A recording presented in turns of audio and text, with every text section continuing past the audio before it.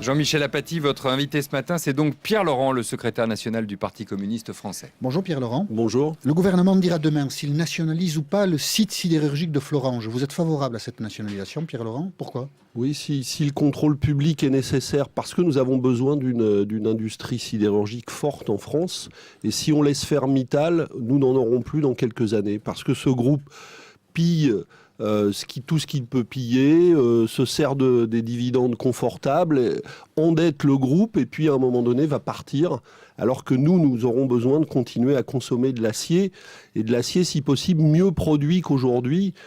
Mittal n'investit plus depuis des années dans l'outil de production, donc il faut mettre de l'argent, il faut avoir une vision durable. Que dans le site de Florange, parce que là vous décrivez un Mittal qui est totalement déficient, alors il faut nationaliser la totalité de ses activités. C'est 20 000 salariés en France. Oui, 20 000 salariés, mais écoutez, je crois qu'il faut regarder l'ensemble du périmètre, effectivement, parce que la situation est inquiétante. Il y a des sites dans lesquels il investit, d'autres moins, comme celui de Florange, mais il faut penser à la cohérence de la filière. Donc pas seulement Florange, on l'indemnise ou on l'indemnise pas? Parce que si on l'indemnise, ça va nous coûter cher.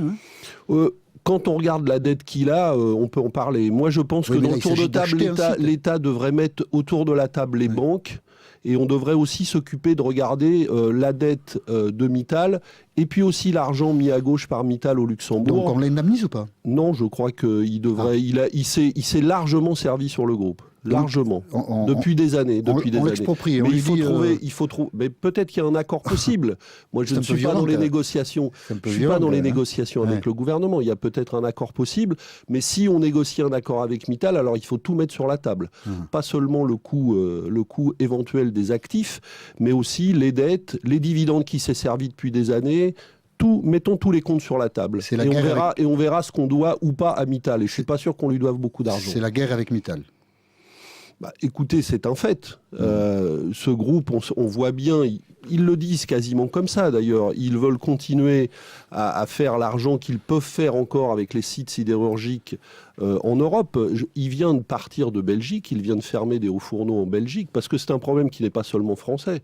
C'est Mittal en France, en Belgique, au Luxembourg. Si on le laisse faire, il n'y aura plus de sidérurgie européenne dans ce bassin-là dans quelques années. En même temps, la filière acier connaît aussi des problèmes parce que, par exemple, le marché de l'automobile s'écroule en Europe. Il y a peut-être un lien entre les choses. Mais il n'y a pas que l'automobile qui consomme de l'acier. On va continuer quand même à construire de l'automobile. Mais par exemple, si on voulait investir massivement dans la rénovation du réseau ferroviaire, on a énormément besoin d'acier. Si on veut relancer la construction navale, on a besoin d'acier. On a besoin d'acier partout. Dans le bâtiment, on a besoin d'acier. Donc les besoins en acier vont continuer d'exister. Et il existe un projet dans les cartons d'Arcelor pour produire de l'acier de manière beaucoup plus propre et plus écologique. Mais Mittal a refusé d'investir dans ce procédé. On pourrait le développer. Comme vous êtes adversaire de la fermeture de l'usine de PSA à Aulnay, il faut nationaliser Aulnay? Écoutez, là, c'est la même chose. Il y a des discussions à avoir avec le groupe. Je vais vous faire remarquer que PSA...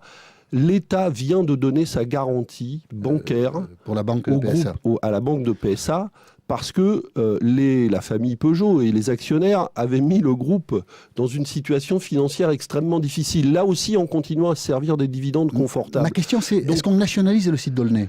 Non, mais ça n'a pas de sens de nationaliser un site. Et Petroplus? Mais il faut... Non, mais ça n'a pas de sens de nationaliser un site, c'est ce qu'on fait à Florange. Non, mais... Moi, je crois que la question qui se pose à Florange est celle, je l'ai dit, de l'ensemble de la filière sidérurgique. Et d'une manière générale, la nationalisation éventuelle de telle ou telle partie est un moyen. Ce qui compte, c'est l'objectif qu'on a. On a besoin de filières industrielles fortes. Pour moi, le rôle de l'État doit être de constituer des tours de table durables. C'est pas seulement nationaliser pour nationaliser. Ce qui compte, c'est quelle vision on a de la politique industrielle en matière automobile. Mais est-ce qu'il faut se substituer à ceux qui gèrent ces sites? Si les salariés de Petroplus nous entendent ce matin, Pierre Laurent, eux disent pourquoi ne pas nationaliser Petroplus depuis le temps que cette raffinerie est à l'arrêt? Des salariés de Petroplus, j'en ai rencontré dimanche, j'étais en Seine-Maritime, je les ai rencontrés, j'ai discuté avec eux. Ils sont pour une solution avec un repreneur. Et ils ont des propositions en la matière. Donc, il y a des solutions avec des repreneurs. Quand, dans une filière dont nous avons besoin, tout actionnaire ou tout repreneur fait défaut, eh bien l'État peut prendre ses responsabilités, mais pas seulement lui. On doit mettre autour de la table des banques, qui souvent jouent un rôle dans ces filières. On doit mettre des groupes qui sont des grands clients de ces filières autour de la table. L'État peut jouer aussi un rôle de stratège, pas seulement un rôle de propriétaire. Bon. Réponse de même pour la nationalisation, nous en reparlerons, Pierre Laurent. Au Sénat, les parlementaires communistes dont vous êtes font des misères au gouvernement. Vous empêchez l'adoption de lois importantes que présente le gouvernement au Sénat. Programmation budgétaire, budget de la sécurité sociale. Le gouvernement est tellement nul que vous ne votez aucun de ces textes importants, c'est ça ? Écoutez, quel est le sens de... Non, on ne peut pas le dire comme ça. Quel est le sens de nos votes l'abstention qui empêche l'adoption.